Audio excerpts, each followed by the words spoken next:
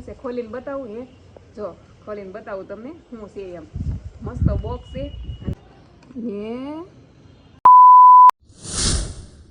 જય શ્રી કૃષ્ણ જય માતાજી કેમ છો અત્યારે મેં વિડીયો 3 નહીં પણ 3:30 થઈ ગયા છે 3:30 શરૂ કર્યું છે તમારા માટે એક સરપ્રાઈઝ છે તમારા માટે નહીં બતાવું એમ તમને થોડું મળવાનું અમારી સરપ્રાઈઝ તો છડી કહેવાય કંઈ આમ જો આ તિતલી છે તિતલી બટરફ્લાય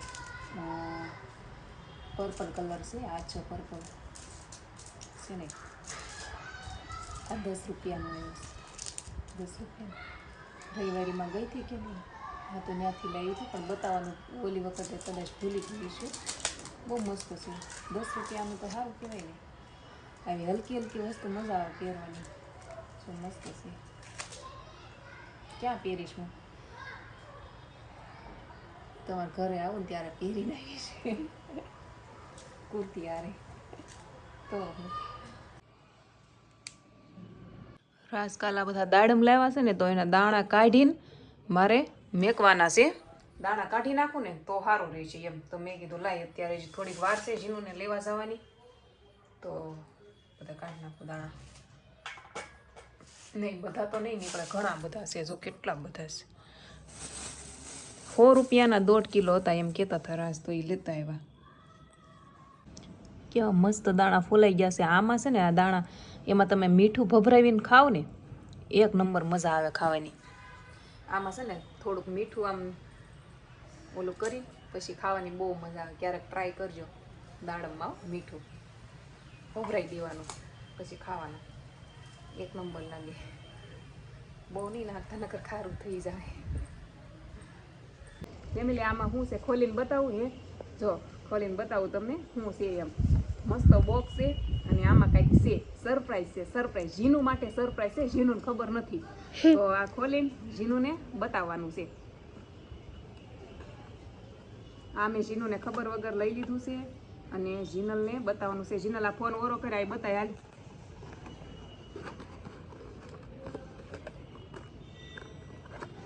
જીનુને બહુ ભાવે ને એવી વસ્તુ છે આમાં એટલે જીનલને અમારે ખબર નથી આમાં શું છે તો અમારી બેનને છે ને બહુ મજા આવે ખાવાની તો મેં કીધું હાલ જીનલ માટે લેતી જાઓ અને એને ખુશ કરી દો એને સરપ્રાઈઝ આપું કા જીનલ તને ખબર નહોતી ને તો હાલો આપણે જીનુને આ લેવાનું છે બોક્સ આ જીનુ ખોલ છે આ હાલો ખોલ જીનુ હાલ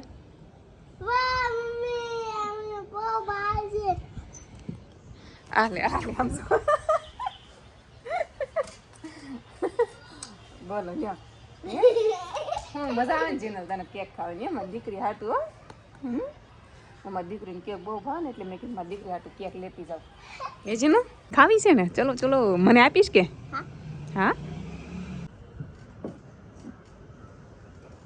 ચલો આવી જાઓ કેક ખાવા મસ્ત મસ્ત કેક છે જીનલથી કાંઈ એટલી બધી પૂરી થાય નહીં તો 100 આપણે બી ખાવાની છે જોઈજો જીનલ વિશે તો પડવી જ નથી આમ આઈસ્ક્રીમ વાળી કેક છે આઈસ્ક્રીમ વાળી મસ્ત હા સેલી વાળી ટ્રાય કરીએ હું તને ખવડાવું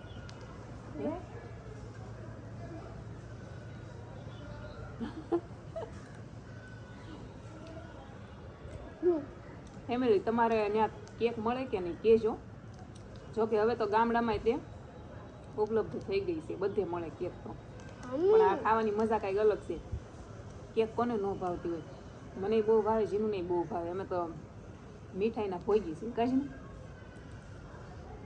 દાડમ ફોલ્યા પછી હું જીનુને લેવા વહી ગઈ હતી તો દાડમ બધા સાફ અહીંયા કરવાનું કામ છે ને અમારે જીનુ બેને હાથમાં લીધું છે કાજીનલ જોઈ કરે સાફ જાય બધા ડોલમાં નાખવા આમ કપડાં બગડશે આમ જો જીનલ અહીંયા એમ ન કર હું લપસી ગઈ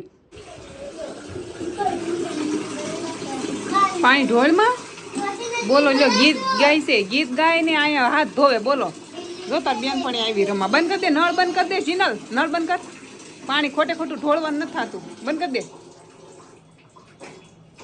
વૈયાવો બાર હાલો બટેટા પૌવા કરી નાખીએ આપણે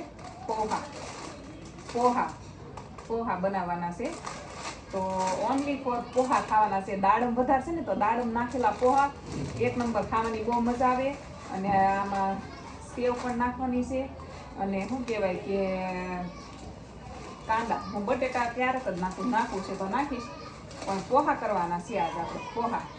હાલો હાલો આવી જાઓ તમે પોહા ખાવા. અને થોડી કેક પણ પડી છે, રાજ હાટું રાખી છે, બધી નથી ખાઈ ગયા, રાખવી પડી ને, એકલા થોડી ખવાય. પોહાની બધી વસ્તુ તૈયાર કરી નાખી છે. આમાં મેં ટમેટા, ગાજર, કાંદા, મરચાં અને નીચે શીંગના દાણા ફોલીને નાખ્યા છે આમાં, અને થોડા કાજુ નાખવાના છે. મેં બટેકું નથી લીધું આમાં, અને લીમડો છે, ધાણા જો થોડા ફૂંકાઈ ગયેલા છે પણ હાલશે. તો હાલો કાંઈ નહીં, આપણે છે ને હવે લીંબુ છે ને થોડી ખાંડ નાખવાની હોય છે. તો પોહા વઘાર નાખો હાલો મસ્ત મસ્ત. ઓલરેડી ભૂખ તો લાગી છે મને. હવે મને છે ને રાઈ વધારે ભાવે, પૌવામાં મજા આવે. હિંગઈ જોવે વધારે. હા, બધું નખાઈ ગયું છે, એક બાકી રહી ગયું હતું. જો મેં પોહા ઓલા કરીને રાખ્યા હતા. પોહાને બહુ પાણીમાં પલાળવી ને તો ભૂક્કો થઈ જાય, એટલે આને થોડુંક જ પાણી ભભરાવાનું, થોડુંક કહેવાનું. જો બનીને રેડી થઈ ગયા છે. અને હવે છે ને આમાં સેવ નાખવાની હતી એમ. સેવ નાખીને પછી હવે એક લાસ્ટ જે આપણે ફોલીને તૈયાર કર્યા હતા દાણા.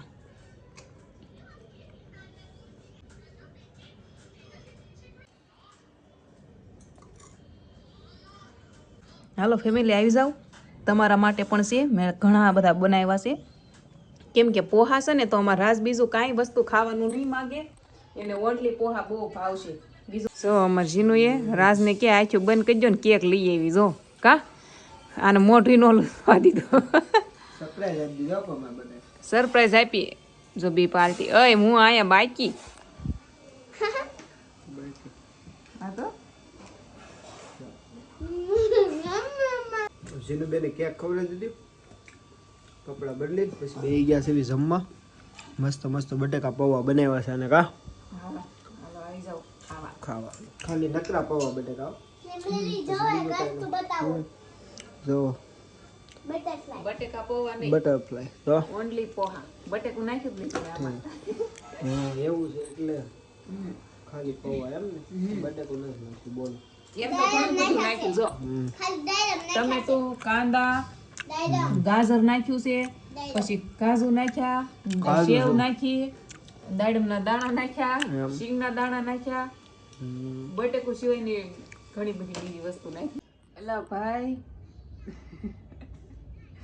કાલ મને કમેન્ટ હતી કે તમે ઝાડવા વાવ્યા છે ને એટલે મચ્છર થાય છે. તો એવું છે નહીં, ઝાડવા અહીંયા મારા અગાશી ઉપર છે ખાલી, બાકી મચ્છર અમારી પૂરી સોસાયટીમાં છે, હદબાર છે. એનું કારણ એક છે કે અમારી આ એરિયો છે ને એની આગળ ગટરનું કંઈક છે, મતલબ લાઈન બાઈન જે હોય તે, એના લીધેથી મચ્છર આવે છે. ઝાડવાના લીધે નથી આવતા. ઝાડવામાં ક્યારેય એક મશરૂમ મેં નથી જોયું. તો આખા સોસાયટીમાં મચ્છર છે. અને કાલની પોઝિશન સેમ આજ આપણે આજ ધુવાડો કરવાનો છે. તો હાલો હું ધુવાડો કરી નાખું. મારી બેનને ઓલરેડી મચ્છર નકર કવડી જાય. તો લાઈક શેર સબસ્ક્રાઈબ કરી નાખજો મારો વિડીયો. તો હું મારે ધુવાડો તો કરવો જ જોઈશે એમ છે હવે.